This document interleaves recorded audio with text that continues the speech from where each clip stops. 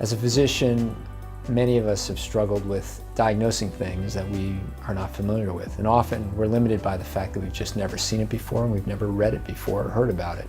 And lipedema is one of those conditions, unfortunately, that falls into that category. And so we've asked physicians who've shared that same experience to speak with you and to share their insights and how they've come about learning more about lipedema and how a physician can become an advocate for their patient, help them navigate the healthcare system, and empower them to help themselves. So I hope you enjoyed this segment.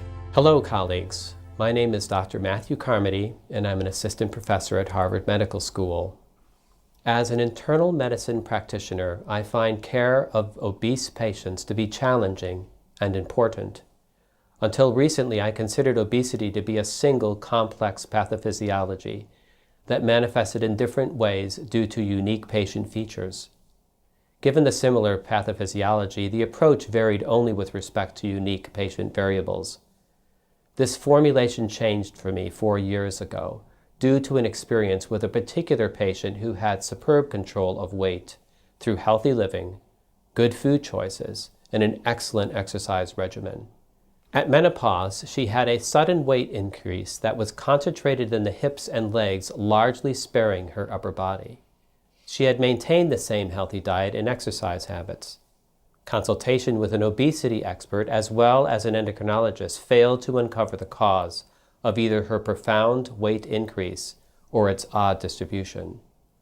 Research in the literature by the patient, who was a graduate student, revealed literature that led us to believe that this might be lipedema.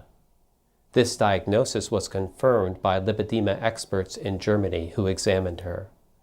The implications of this diagnosis for this patient was profound, as the treatment is different from usual obesity.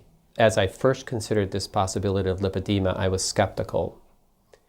What turned my skepticism was to read research by Dr. Karen Herbst, who is an expert in fat disorders.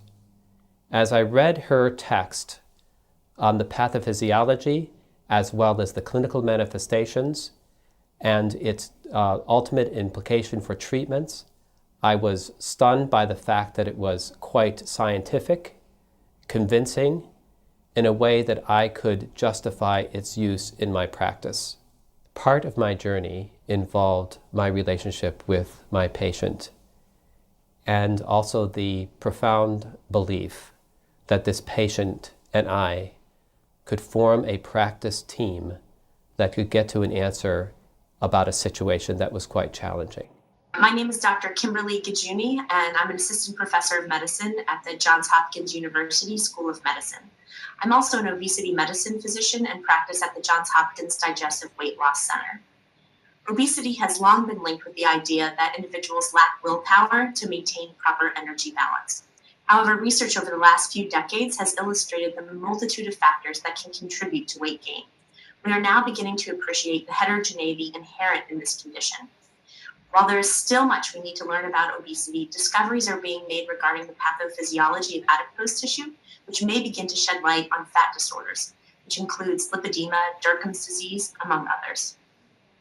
While not all patients with obesity necessarily have a fat disorder, raising clinician awareness of these conditions and having them be considered as part of our differential diagnosis would be an important first step in caring for these patients. I myself am just beginning to learn about and to recognize these conditions. And through this education, I hope to provide compassionate care that enables me to better manage and treat the diversity of obesity.